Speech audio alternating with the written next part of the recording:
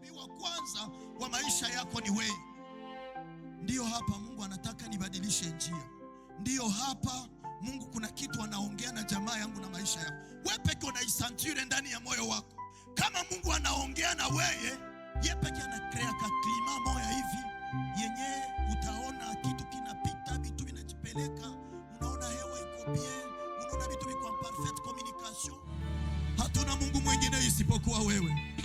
Hatumjui mwingine isipokuwa wewe. Ndio sababu tunaimba, ndio sababu tunakiri, ndio sababu tunatangaza kwa moyo na katika kweli ya kwamba hatuna Mungu mwingine isipokuwa wewe, Mungu uliyeziumba mbingu na nchi. Tunalibariki jina lako, tunaliheshimu jina lako, tunalitukuza jina lako, tunalihimidi jina lako. Jina lako tutalitangaza asubuhi, tutalitangaza mchana, tutalitangaza jioni, usiku tutalitangaza, kwa sababu hatuna jina jingine kama na jina lako e Baba. Asubuhi ya leo mioyo yetu iko rekonesa mbele zako, maisha yetu inaongea e Baba kwa yale ambayo umefanya juu ya kila mmoja wetu. Wangapi wametoweka, wenye cheo kuliko sisi, wenye miaka kuliko sisi, wenye busara kuliko sisi, wenye elimu kuliko sisi, wameiaga dunia, lakini sisi e Baba kwa neema yako tu tungali hai. Tunasema asante, tunasema asante, tunasema asante, tunasema asante, tunasema asante, tunasema asante, tunasema asante, tunasema asante Baba. Tunasema asante. Isako linasema asante.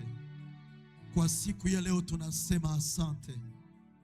Kwa mpango tulioanza siku ya kwanza hadi leo tunasema asante. Jina lako libarikiwe. Jina lako litukuzwe. Jina lako liheshimiliwe. Na kila goti likakunjwe mbele zako, na ulimi wowote ulio hapa ukiria kuwa wewe ni Bwana. Ndio maana tunayachapa makofi kwako. Tunakushangilia wewe. Tunakushangilia wewe kwa jina la Yesu Kristo. Amen. Bwana Yesu asifiwe. Jaribu kuketi. Umgeukie ndugu yako, umwambie Kristo anakupenda. Mgeukie na unamchekea. Muarifu kama alikuwa bado hajajua, aelewe kama Kristo anampenda. Kristo anampenda. Kristo ana mpango mzuri juu ya maisha yake. Tuseme basi nini? Yeye akiwa upande wetu, nani awezaye kukuwa juu yetu? Simuoni, siyamusikiaka, na wala hata kuweko. Yeye ako naongea, anasema iko yule yule jana, leo na hata milele. Hata badilika kamwe. Babu zetu walimwabudu katika jangwa. Walipokula mana, wakaiona mana, chakula kimepigwa mbinguni. Walipoikula kila mtu alikuwa anauliza mwenzake nini hii? Wakashangaa, wakajiuliza chakula inaweza toka wapi katika jangwa? Lakini wakakumbuka nafasi wanatoka. Wakasema tumemuona huyu Mungu akipasua bahari ya Shamu. Kwenye bahari alikata njia tukapita. Kutupa chakula haiwezi kututisha. Na ndio sababu walipokosa maji wakaendea Musa wakamwambia, tuna kiu, tupe maji kwa sababu tunaelewa Mungu uliye naye. Musa akaomba Mungu, mwamba ukatoa maji, Israeli wakakunywa. Yule Mungu aliyefanya wakati ule ndiye Mungu aliyefanya pamoja na Daudi. Daudi katika uhamisho iko na kimbia huku, na amepakwa mafuta na Mungu anamjua, mpaka watu wanaanza kumziaki. Lakini Daudi hakuachilia presence ya Mungu ndani yake. Alibaki tu anakampe kuneno la Mungu, anazingatia, akajua alichokisema Bwana anakitimizaka. Na ilipofika muda wa Mungu, Sauli akaweka pembeni, Daudi akaingia. Haleluya.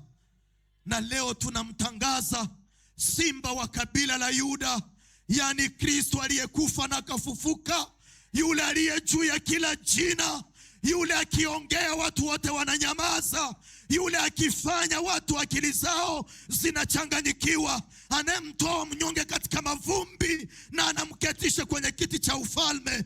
Unajua enzi za wanadamu, akili za wanadamu, kusudi ukuwe mtu mwa hii dunia inabidi unatoka katika jamaa fulani, inabidi unakuwa na elimu fulani.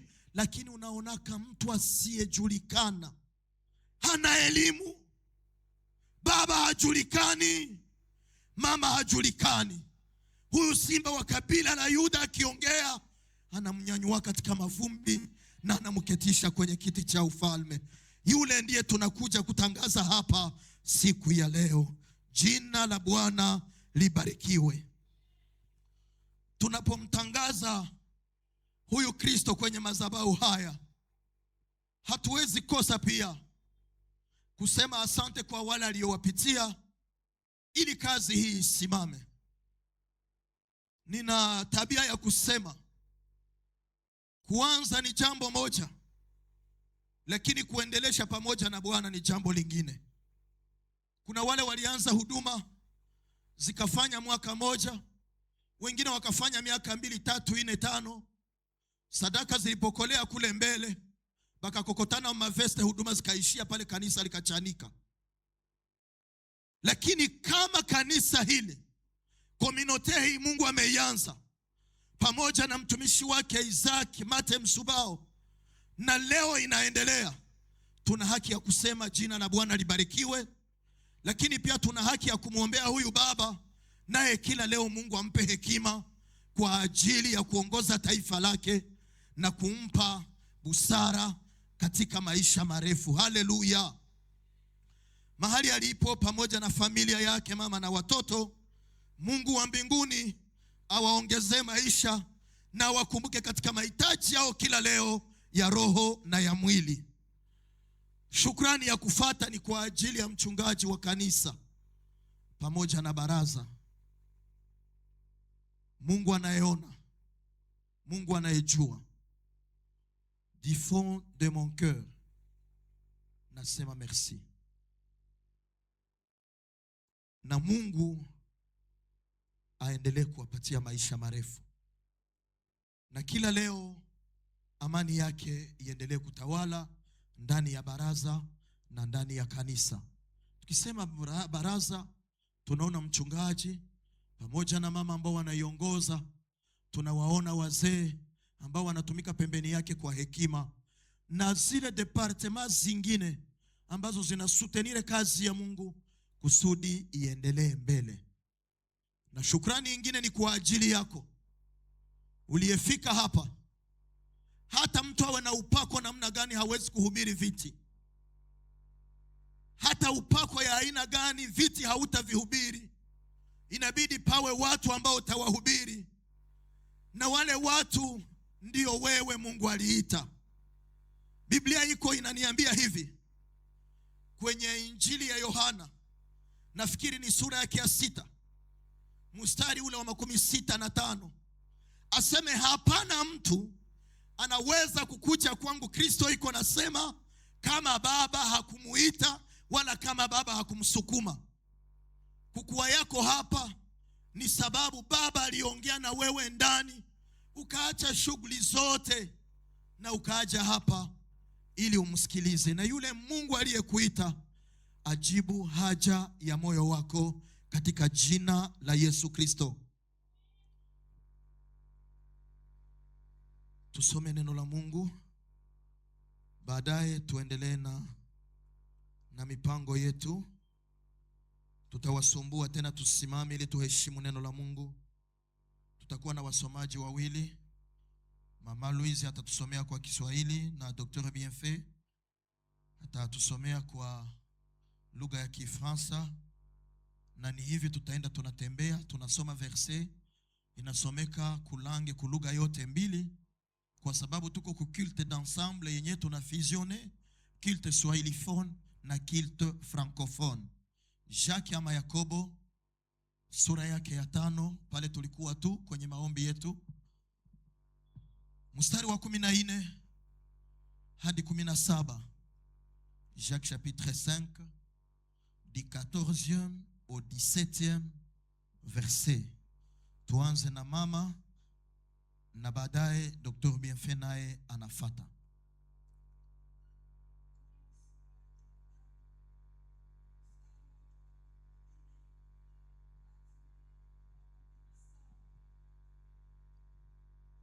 Neno lake Mungu linasema hivi: mtu wa kwenu amekuwa na ugonjwa, aite wazee wa kanisa, nao waombe juu yake na kumpaka mafuta kwa jina la Bwana. Na kule kuomba kwa imani kutaokoa mgonjwa yule, na Bwana atamsimamisha, na kama amefanya dhambi atasamehewa. Kirini dhambi zenyu ninyi kwa ninyi, na kuombeana mpate kuponyeshwa. Kuomba kwake mwenye haki kuna faida sana, kama akiomba kwa bidii. 17. Eliya alikuwa mtu mwenye tabia moja na sisi. Akaomba kwa bidii mvua isinyeshe, na mvua haikunyesha juu ya nchi muda wa miaka 3 na miezi 6. Neno lake Mungu. Amina. Nous lisons Jacques chapitre 5, 14 à 17. La Bible déclare: quelqu'un parmi vous est-il malade, qu'il appelle les anciens de l'Église, et que les anciens prient pour lui en l'oignant d'huile au nom du Seigneur. La prière de la foi sauvera le malade, et le Seigneur le relèvera, et s'il a commis des péchés, il lui sera pardonné. Confessez donc vos péchés les uns aux autres, et priez les uns pour les autres, afin que vous soyez guéris. La prière fervente du juste a une grande efficacité. Élie était un homme de la même nature que nous. Il pria avec instance pour qu'il n'ait plus point, et il ne tomba point de pluie sur la terre pendant 3 ans et 6 mois. Amen. Amen. Tunaweza kuketi.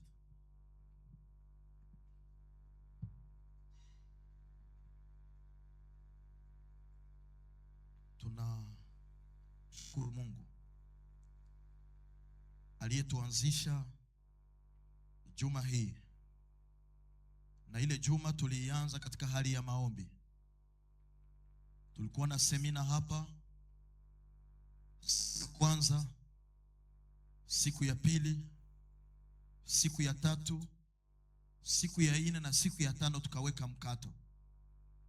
Na leo tuko tuna clôturer ile seminaire yetu ya maombi tuliyokuwa nayo. Na katika maombi yale tulikuwa na thème central ambayo ilikuwa intitulé la puissance de la prière, ama nguvu ya maombi, ama nguvu za maombi. Ile siku ya kwanza tulisoma katika kitabu kilichoandikwa na Luka kinachoitwa Matendo ya Mitume kwa sura yake ya 12. Tukaanzia pale kwa mstari wa kwanza tukaishia kwa mstari wa 17. Na tuliona ngisi kanisa lilishambuliwa. L'église a été persécutée par les dirigeants de l'époque. Na parmi wale ba dirigeants tukasema kuko mwenye alitumika sana tena sana, aliitwa Herod Agrippa. Tukasema ndani ya Biblia muna maherodi 3. Kuna Herodi wa kwanza anayeitwa Herod le Grand, yule ambaye alikuwa anonse kuzaliwa kwa Yesu wakati wana wa majusi wanapita kwake. Akawaambia mwende, tulisikia habari, na mkimuona ule mfalme amezaliwa na mie munirudilie mtuambie. Haikukuwa de bon cœur, hapana. alisikia pouvoir yake inakuwa menase, na alikuwa iko na agenda kashe, na ndio sababu aliwezaka kuordone kila mtoto mwanaume aweze kuuawa. Herodi wa kwanza, kulikuwa Herodi wa pili, alikuwa akiitwa Herodi Agripa. Antipas tafadhali. Herodi Antipas ni yule alikata kichwa cha Yohana Mbatizaji. Na Herodi wa tatu ni huyu tunamaliza, tulimsoma hapa kwa Matendo ya Mitume 12. Aseme akaua Yakobo. Yakobo mwana wa Zebedeo. Tukasema kusudi tuelewe Biblia inabidi tukua tunajua maneno yaliandikwa namna gani na yanaongea juu ya nani na watu hao walifanya kazi gani katika huduma. Tulipoongea habari za Yakobo tukasema kuna mayakobo wengi ndani ya Biblia, lakini kuko mayakobo tatu benye bana jouer role principal mu ministere ya Yesu na apres Yesu kwenda mbinguni. Tukasema Yakobo wa kwanza ni yule Yakobo aliyeuawa ambaye anaitwa Jacques fils de Zebedee, grand frère ya Jean, mkubwa ya Yohana, aliyefanya kazi ya uvuvi ama kazi ya pesheri pamoja na baba yake, wakiongozwa na Petro ambaye alikuwa anawasimamia kwenye ile bahari ya Tiberia, mahali walikuwa wakifanya kazi ya uvuvi. Kristo anawaita. Alipowaita akakutanana na Petro, na alipokutanana na Petro pembeni yake kulikuwa watu wawili wanaosha nyavu za baba yao, aliitwa Yakobo pamoja na Yohana. Tukasema Yakobo wa pili ni Yakobo mwana wa Alfayo ambaye pia ni mwanafunzi wa Kristo. Ukisoma Injili ya Mathayo sura yake ya 10 kuanzia pale kumstari wa kwanza wa pili, banapana detail ya majina ya wanafunzi ya Yesu. Lakini pia kiteolojia huyu Yakobo wa pili mwana wa Alfayo banamuita Jacques le Mineur, na Yakobo mwana wa Zebedeo banamuita Jacques le Grand. Tukasema kuna Yakobo watatu ambaye ni ndugu yake na Kristo, waliyezaliwa pamoja na Kristo. Unajua kuna dhehebu zingine zinahadisia watu kwamba Maria hakuzaa tena. Nyuma ya Kristo Maria alizaa. Haleluya. Ukisoma Injili ya Marko sura yake ya 6 mstari ule wa kwanza, wa pili na wa tatu, lakini zaidi pale kumstari ya 3, Kristo aliporudia nyumbani kwao Nazareti, anaingia katika sinagogi akivikwa nguvu za ajabu na upako wa pekee. Miujiza iko inafanyika. Watu wa nyumbani kwao wakashangaa, wakaulizana wakasema, huyu siye mwana wa Yosefu aliyezaliwa na Maria? Aseme si ndugu zake tuko nao hapa.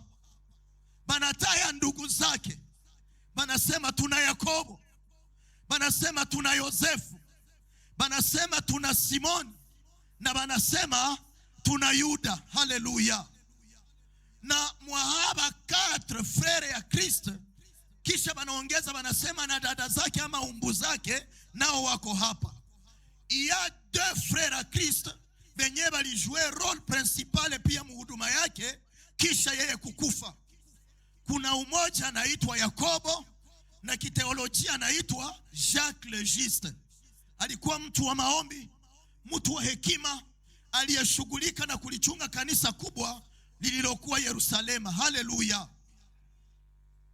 Lakini pia kuna Yuda na hawa wengine Yosefu na Simoni. Biblia haiongea kitu juu yao, lakini tunaona kwenye kitabu cha Matendo ya Mitume sura ya 1 na mstari wa 14, Biblia inasema wote walibaki wakiomba pamoja na Maria pamoja na watoto wake ama na ndugu zake na Yesu.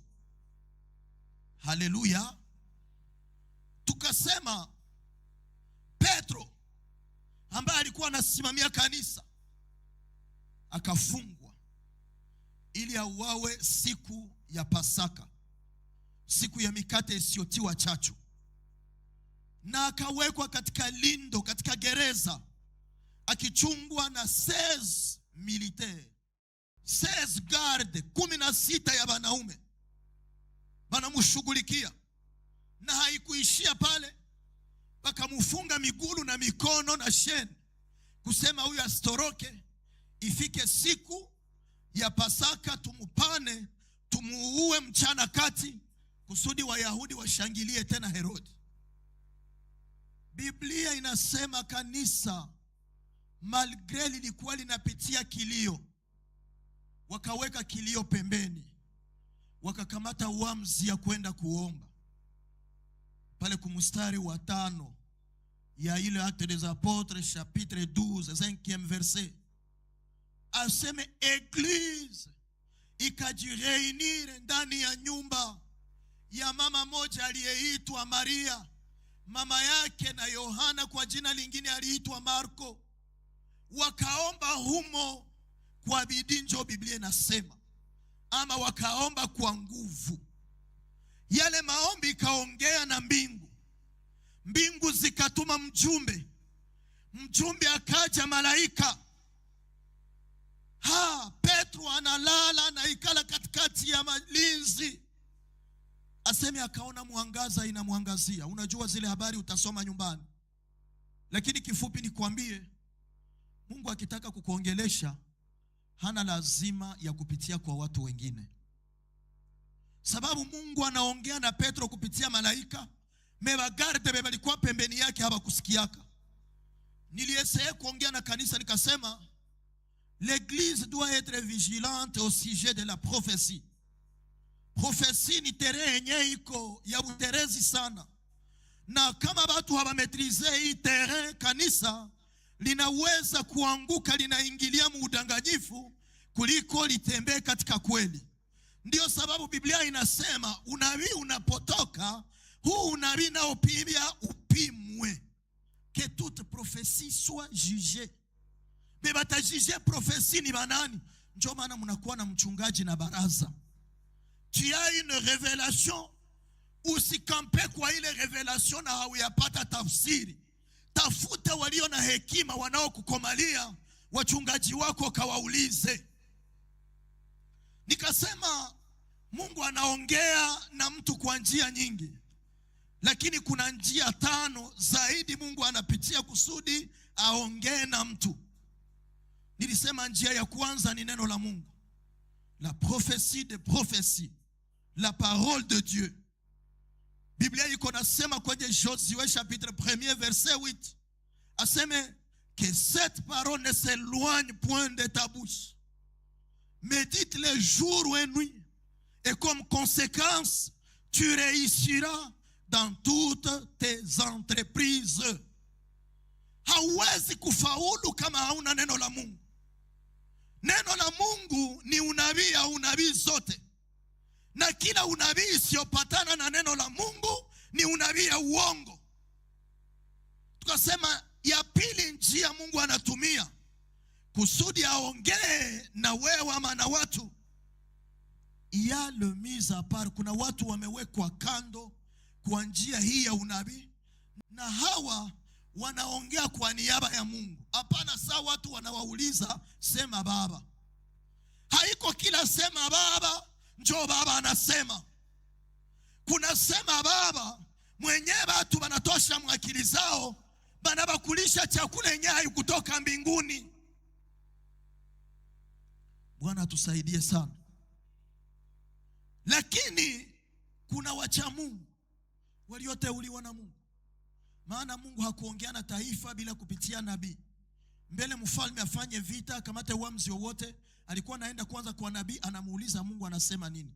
Wale wamechaguliwa na Mungu, wamepakwa mafuta, wanatumika saa za Mungu, hapana saa zao. Nabii hakuwake radio yenyewe unageuzwa unafungula, unatia ku FM, unataka usikie emission ya ku RFI, aseme inaenea 7h30 ama 6h30, tunayua ni journal ya Afrique. Non, non. Dieu n'est pas de la sorte. Dieu parle quand il veut parce qu'il est souverain. Na njia ya tatu niliongea, le prophète par excellence wa maisha yako c'est toi-même. Ou autrement dit, la prophétesse par excellence de ta vie, c'est toi-même. Nabii wa kwanza wa maisha yako ni wewe. Unaamini hata bakuletea hayo kama haikukuingia, haiwezi kukupata. Maana walio na roho wanatambuana kwa roho. Biblia inasema chuma hunoa chuma. Kama ni ya Mungu, wewe pekee unasikia connection, unasema ndio hapa Mungu anataka nitengeneze.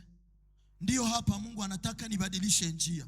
Ndio hapa Mungu kuna kitu anaongea na jamaa yangu na maisha yako. Wewe pekee unaisentir ndani ya moyo wako.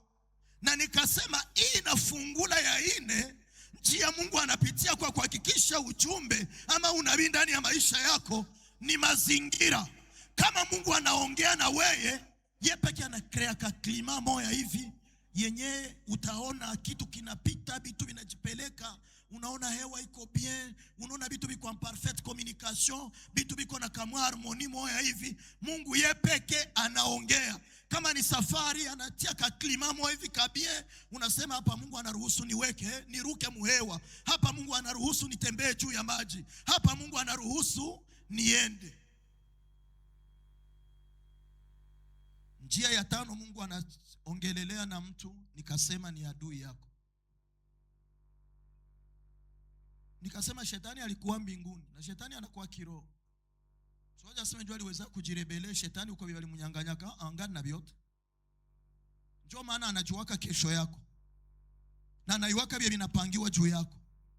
Sasa ule shetani anapitiaka njoo mubatu, lakini haiko batu njoo baadui yako. Sasa mtu akikuchukia usimuone yeye, muombee yule mtu, muone shetani. Shetani atampatia marevelation, atakuwa ana negative ama atakuwa anageuza baraka zako d'une manière contraire. Kwenye ulinenepa atakuwa anasema muko mnakaona sini mangu akanajifungia akafungia kako, hakuna vitu. Frère, ma sœur, unajua kama mwenzako Mungu ashamkumbuka mejuro yako iko na wivu, hautaki useme kama Mungu ashatenda. Bwana tusaidie sana. Ukiona baadui inuka, elewa kama kuna usemi Mungu iko napitisha juu yako. Tafakari mzuri yale mazingira, jiangalie, maana kuna kitu Mungu anataka kufanya juu yako, ama kuna kitu Mungu amefanya juu yako, ama kuna njia Mungu iko na kuelepeleka ndani. Siku ya 3 ndio siku tulisoma hii andiko. Tukaeseye kudefinir prière. Na tukasema juu ya nini prière? C'est une arme puissante. Tukasema prier c'est dialoguer avec Dieu. Kuomba ni kuongea na Mungu. Tukazidisha pia tukasema prier c'est écouter Dieu, ni kusikiliza Mungu. Haitoshe tu kukuwa naingia mbele za Mungu naongea tu saa perroquet na hauna wakati ya kusikiliza Mungu. Sikiliza Mungu pia anakuambia nini. Tukasema pia kuomba ni kukua karibu ya mtu anayekupenda, tena anayekushughulikia na anayetaka kukusikiliza. Na tukasema yule aliyekupenda na anayetaka kusikiliza si mwingine, ni Mungu aliyeziumba mbingu na nchi. Haleluya. Tukaonesha juu ya nini kuomba. Tulisema kuomba c'est un ordre de Dieu. Nous prions pour apporter la gloire au Père. Nous prions pour ne pas tomber dans la tentation. Tunaomba ili tusianguke majaribuni. Nous prions pour recevoir les bénédictions de Dieu. Baraka za kimungu zinatokaka kwa Mungu, tena ndio zinatajirisha. Et puis aussi nous prions pour que Dieu nous révèle les choses cachées mais aussi les choses à venir. Tunaomba ili Mungu atufunulie mambo iliyofichwa. Niliongea hapa nikasema inabidi tunazama sana ndani ya maombi ya nguvu kusudi Mungu atuambie nini ilifanyika juu ya maisha yetu, maneno gani ilisemeka juu ya maisha yetu, jamaa zenye tulizaliwa ni jamaa za aina gani, lakini pia Mungu atupatie orientation tuelewe tunaenda wapi.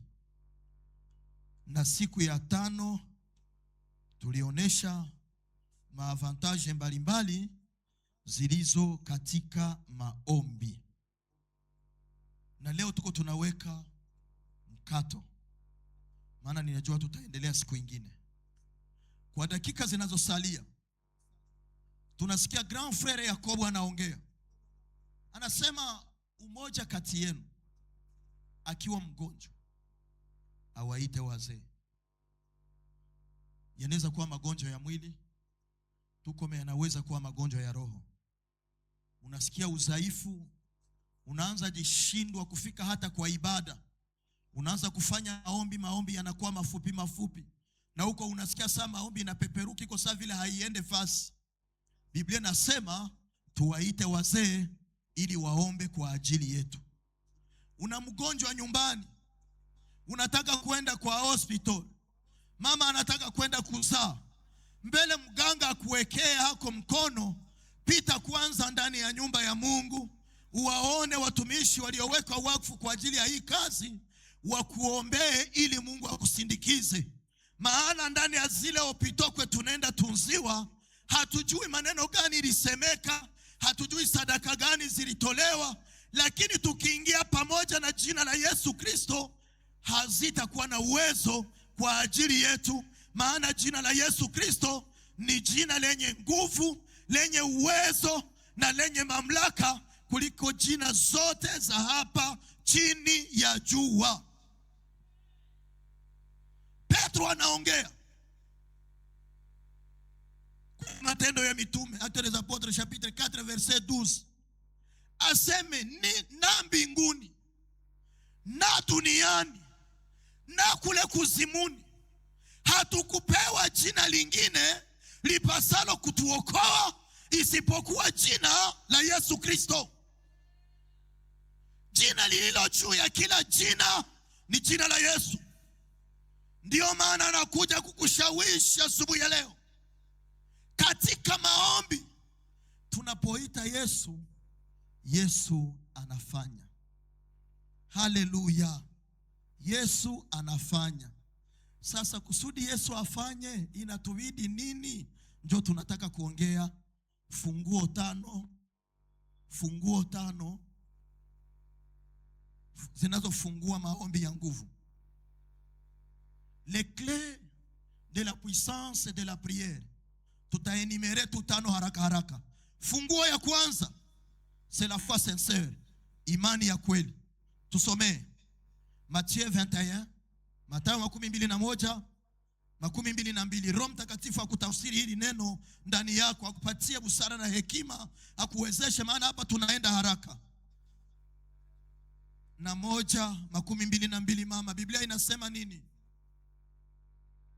Yes. Linasema nini Mungu neno la Mungu? Mtakavyoomba katika maombi, kama mkiamini, mtapokea. Amina. Amen. Docteur Bienfait, inasema nini baba yangu? 21, 22. Le verset 22, la Bible déclare: tout ce que vous demanderez avec foi par la prière, vous le recevrez. Tout ce que vous demanderez avec foi dans la prière, vous le recevrez. Kila kenye mtaomba kwa njia ya imani, Mungu atafanya. Hakuna nguvu ya maombi kama hakuna imani ya kweli. Hapana imani ya juu, imani ya ndani inaongoa milima. Kuamini kikweli kama Mungu anasikia, lakini pia Mungu anatenda, na usiwe na mashaka ndani yako. Maana adui wa imani ni mashaka. Bwana tusaidie sana.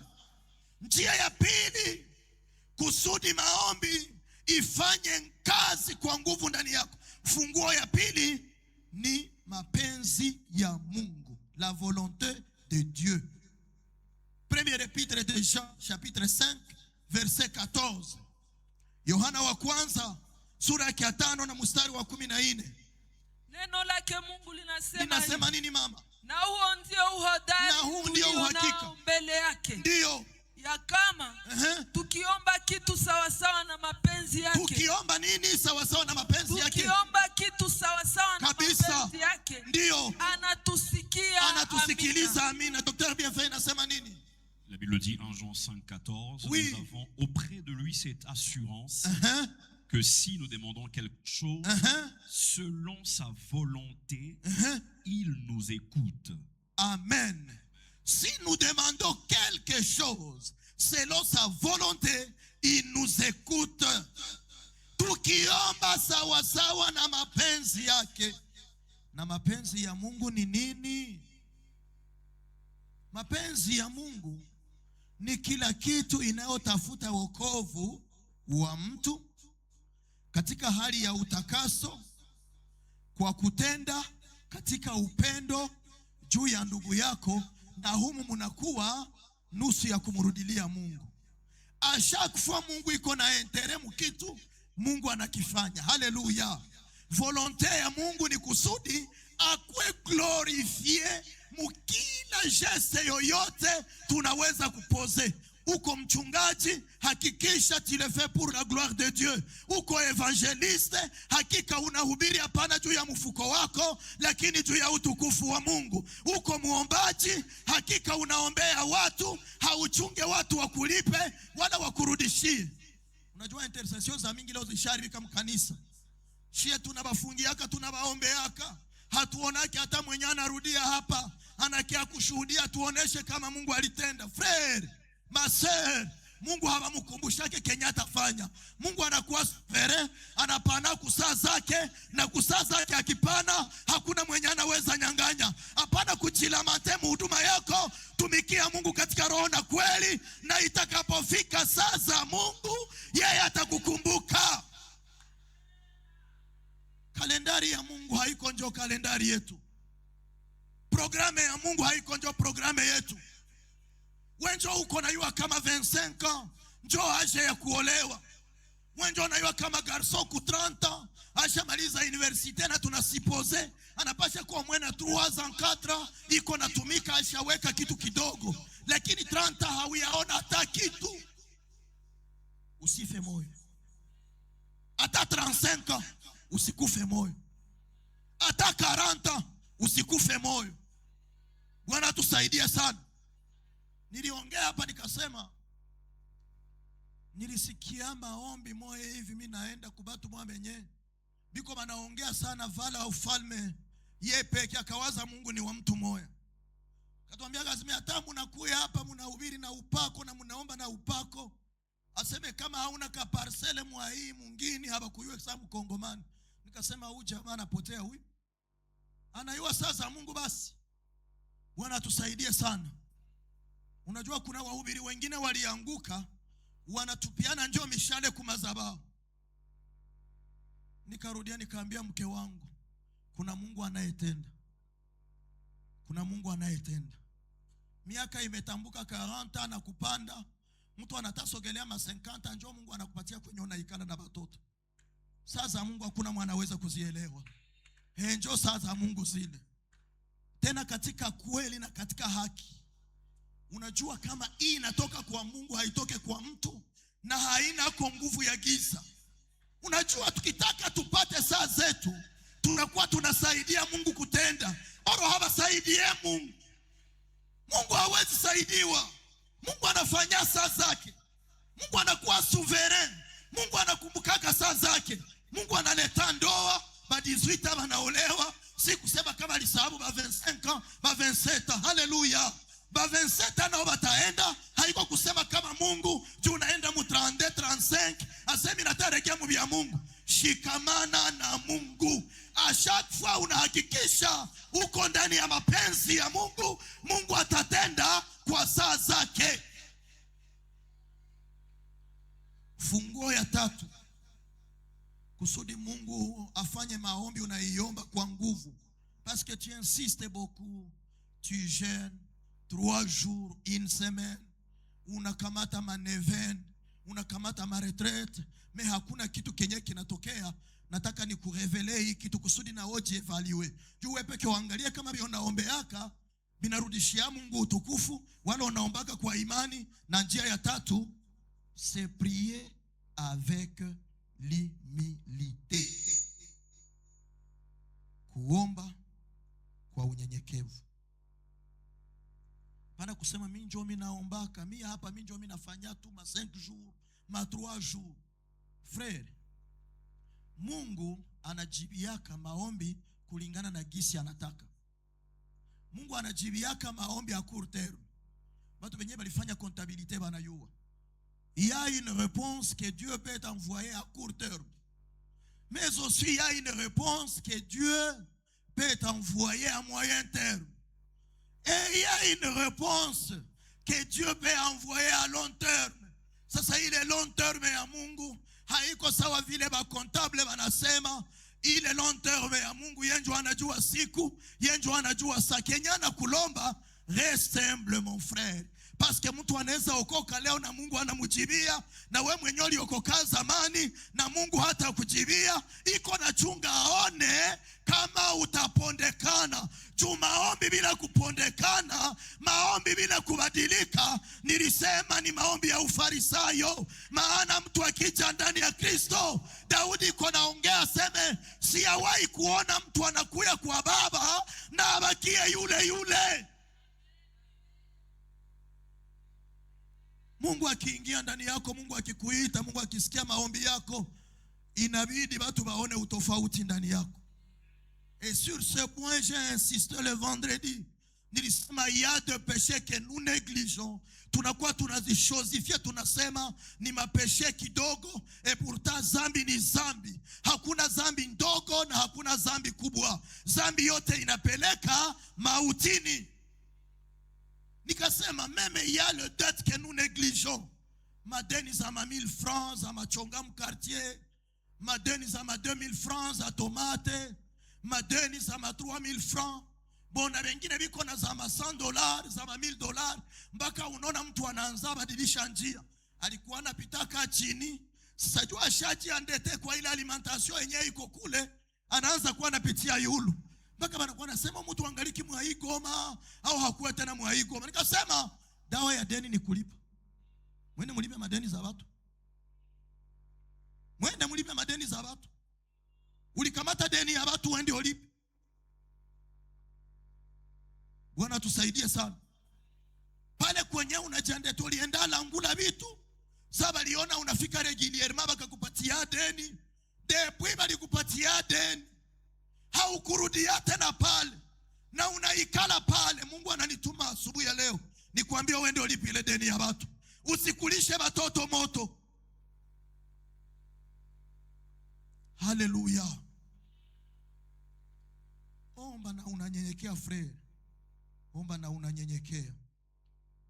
Funguo ya 4 tulisema ama nasema 5e clé c'est l'obéissance.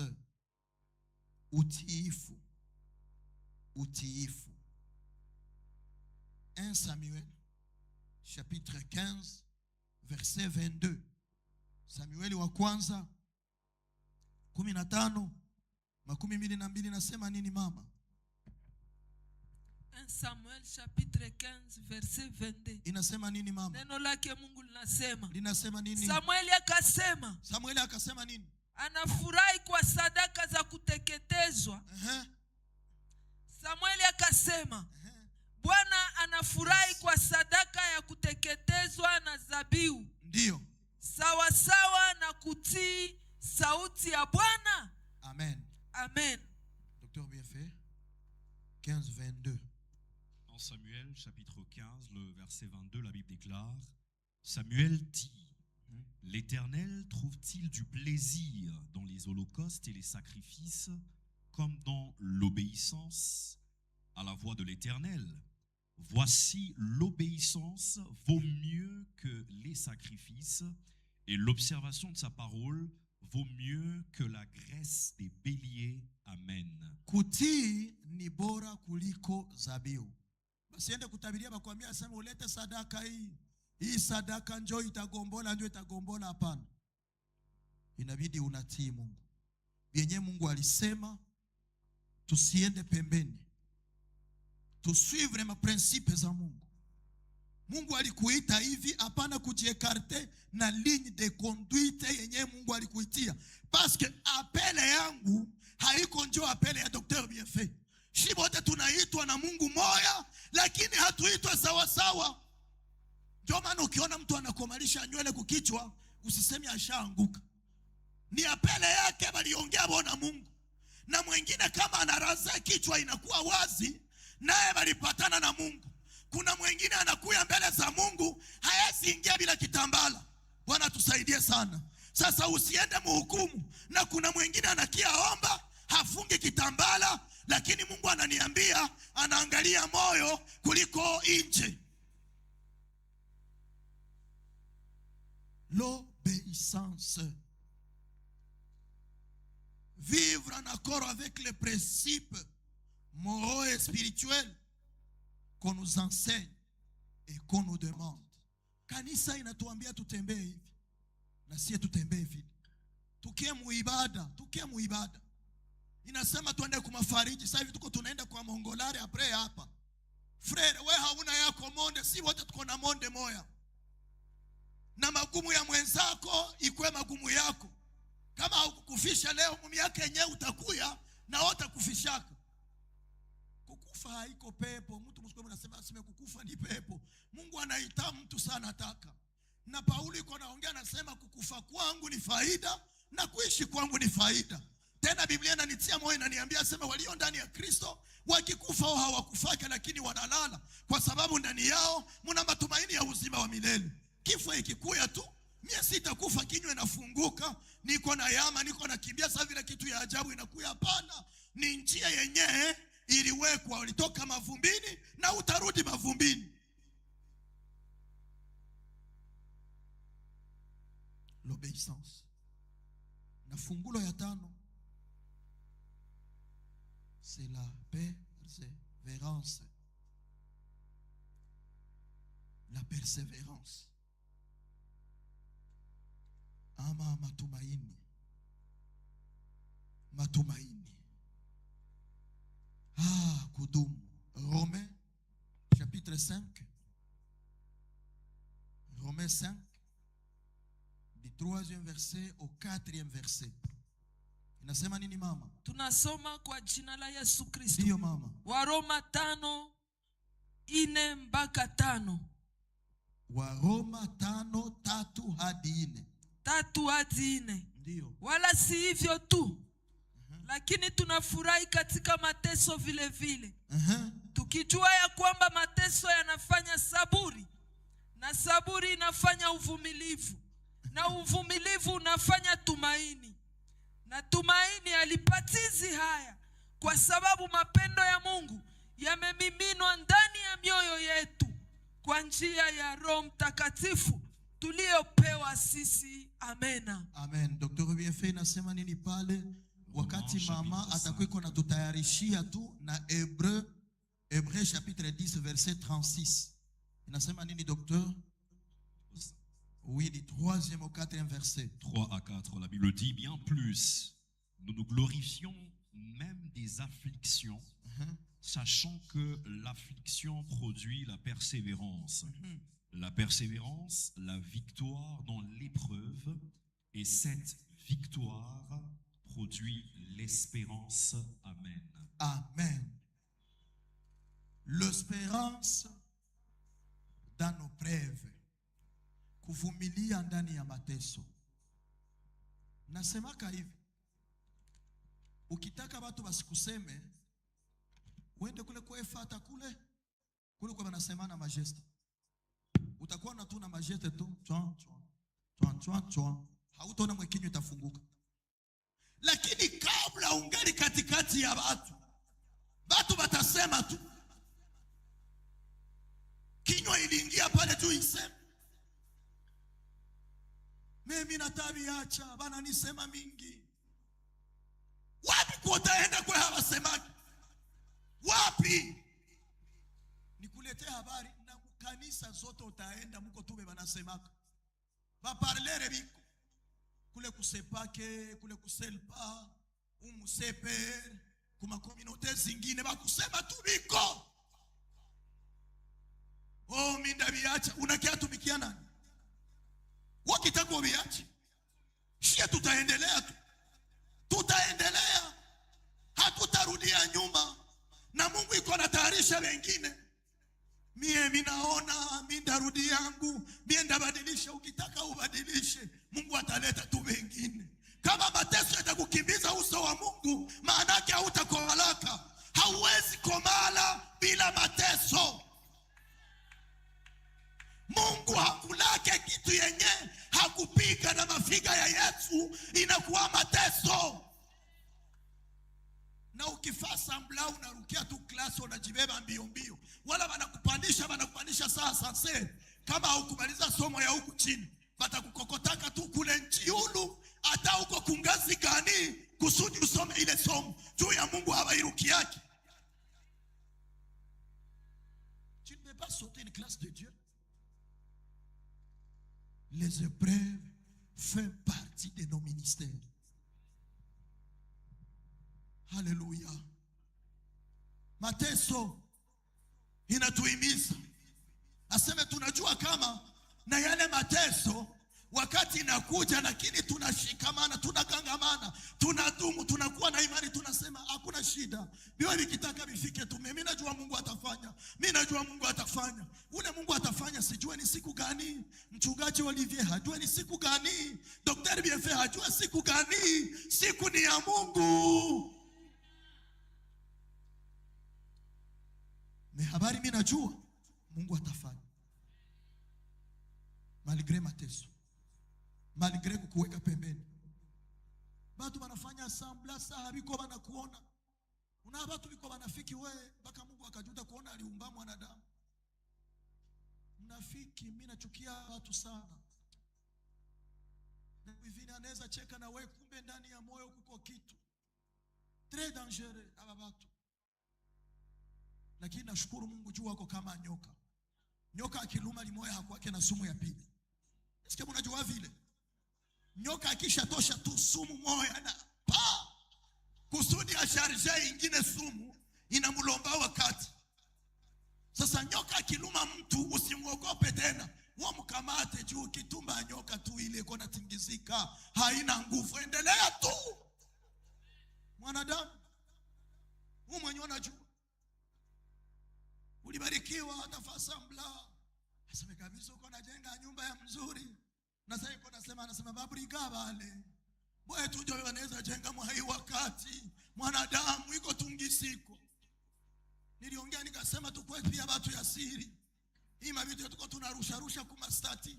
Tuko tunawaza sema watu wanatupenda, kumbe kuko mwenyewe iko naona njoo anaenda renforcer sasa. Njoo anaenda haribisha zaidi. Mwanadamu atakuchekea, unamuita sema leo ndio weka lijiwa ya kwanza, anakia anaruka anasema vraiment Mungu asifiwe, Mungu alifanya, na ndani ya moyo wake mna kitu. Lakini nashukuru Mungu juu hawako hapa. Hawako hapa. Wale wiko kule nje ndio niko nasema. Na wale wenyewe wiko wanapita kule nje, shi wenyewe tuko hapa, tuwaambie baachi ile roho mbaya. Juu Mungu iko na kia kukamata kanisa, aseme na kila wa roho mbaya hataenda mbinguni. Bwana tusaidie sana. Aseme mateso hayana budi kuja, lakini ole kwake atakayesababisha.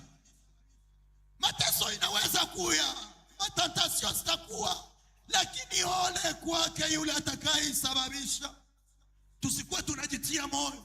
Muko naimba na mwenzako, unamnyoga nyonga, unamniganiga, hautakaki asikilikane, hakuna shida basi. Wewe ufanye tu samlasa auye sauti ya mwenzako. Ule mwenyewe mnatia mbele atagonjwaka tu. Siku anagonjwa Mungu atampatia opportunity.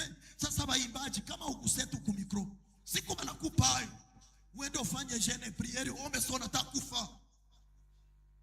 Na unamweka kubande tushi. Mais sasa watakupatia ile occasion. Wewe watu utafaa basi. Nini hakuna hata maombi unakauka. Tulisema maombi hapa ya siku 3, waimbaji walikuwa bakuhesabia. Walikuwa bakuhesabia. Oro nyimbo hazina nguvu kama hazina maombi.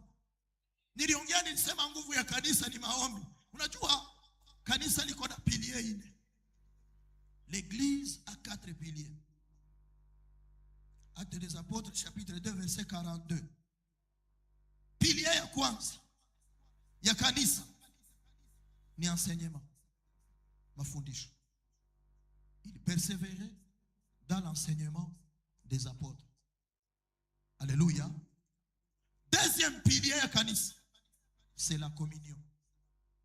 Maisha ya ushirika. Kanisa leo halikuwake tena na ushirika. Ndio maana wanakuambia mwenzako ndio anakusemaka unakuko watu ni maspecialiste kudivize. Akikuwa mbele ya huyu anamwambia unavada bien, unakuwa bien. Unajua huko mtu mzuri sana. Nishaona tu iko sawa yule Eliote tu ndio akuonea.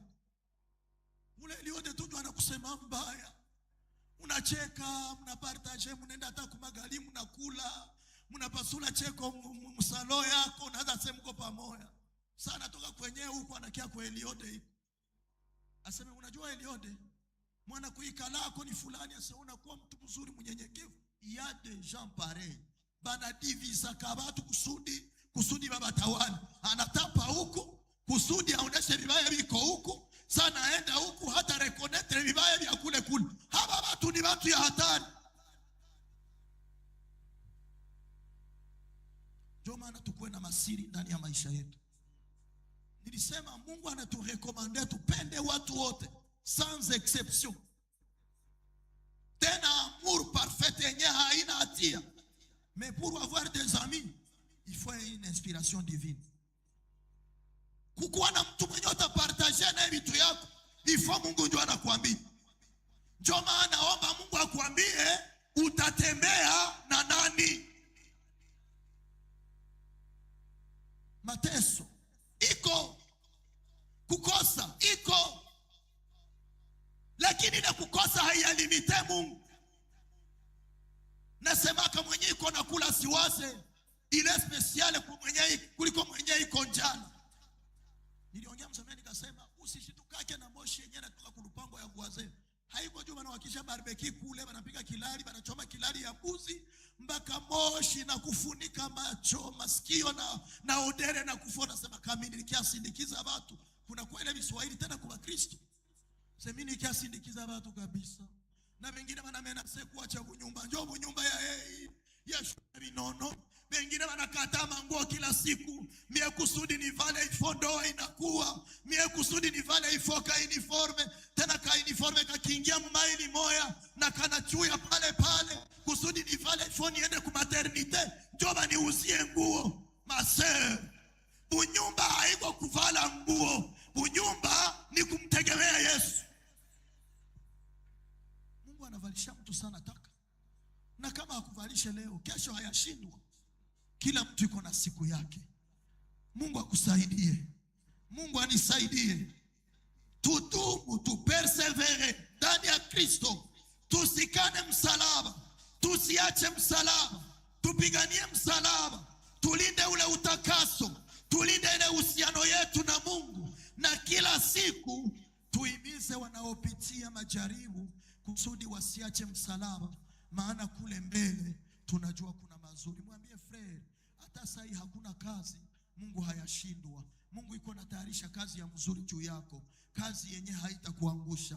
Ma sœur, usiache msalaba. Hata uyamaliza uyapata diploma, wewe ulishindwa hii mwaka, lakini Mungu hayashindwa. Mwaka itakuya Mungu atafanya. Mwambie ndugu yangu, yenye uko unapitia maisha ya upangai, benyewe kuna manyumba kuna bia balipatia Mungu kwa wakati wako, na we Mungu atakukumbuka. Kumbe kuikala katika nyumba ya kupanga haiko pepo, ni wakati tu, na ile wakati itapita, na itakapopita Bwana wa majira atafanya. Tupersevere katika Kristo, maana kule mbele kuna matokeo mazuri. Kristo ana uwezo juu yako.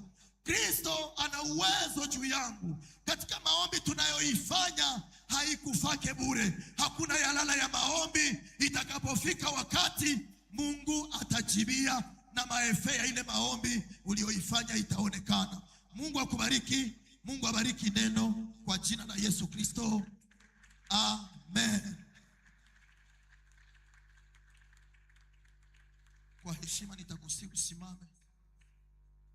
Nitakuomba usimame. Oh, hallelujah. Sijui kitu gani uko unapitia. Sijue ni epreve gani yenye uko nayo maisha. Jaribu mpaka uko najiuliza, Mungu ananijua wala hanijui. Uko najiuliza, Mungu anasikia maombi wala hasikii yake maombi. Na kuletea habari siku ya leo, kuna Mungu anayesikia maombi kwa wakati wake. Wewe usife moyo, wewe kazana, imani yako isiyumbe yumbe. Baki katika mapenzi ya Mungu, baki katika utiifu tu wa Mungu, kijitenga na dhambi. Wewe vumilia tu, persevere. Mungu aonaye, Mungu anayesikia atafanya kwa wakati wake. Najua hii kitu iko inasimama ndani ya moyo wako, ndio sababu utainua mikono yako miwili.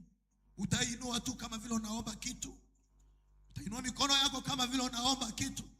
Funga macho yako ya mwili, macho yako ya roho iangalie kiti cha enzi. Macho yako ya roho iangalie Mungu anayesikia maombi. Macho yako ya roho iangalie Mungu anayepana nyumba. Macho yako ya roho iangalie Mungu anayepana ndoa. Macho yako ya roho iangalie Mungu anayepana kazi. Macho yako ya roho iangalie Mungu anayepana watoto. Macho yako ya roho iangalie Mungu anayepana huduma. Macho yako ya roho iangalie Mungu anayeleta heshima.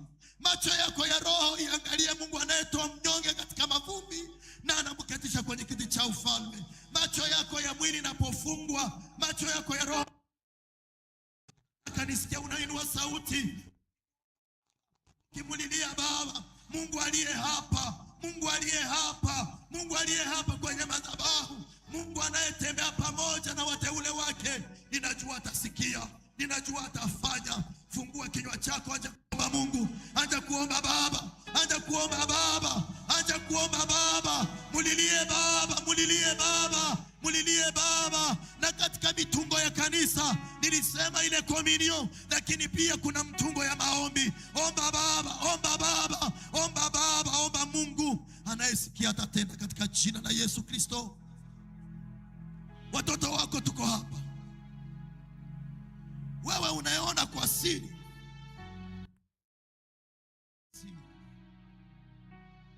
ona maombi ya huyu baba. Yasikie maombi ya huyu mama. Yasikie maombi ya huyu kaka na dada. Dunia imemcheka. Dunia inamdharau.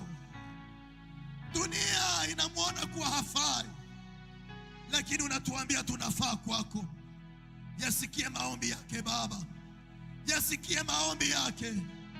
Yasikie maombi yake.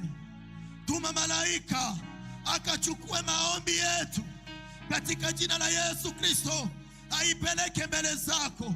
Pia utume yule malaika aje na majibu ya kila aliyeingia hapa. Aje na majibu ya huyu anayeomba. Aje na majibu ya huyu mama. Aje na majibu ya huyu baba. Aje na majibu ya huyu kaka na dada ambaye anakulilia siku ya leo. Wewe uonaye kwa siri, uonaye tenda kwa siri, tenda kwa ajili ya kanisa lako katika jina la Yesu Kristo aliyekufa na kufufuka. Tunakushangilia tukisema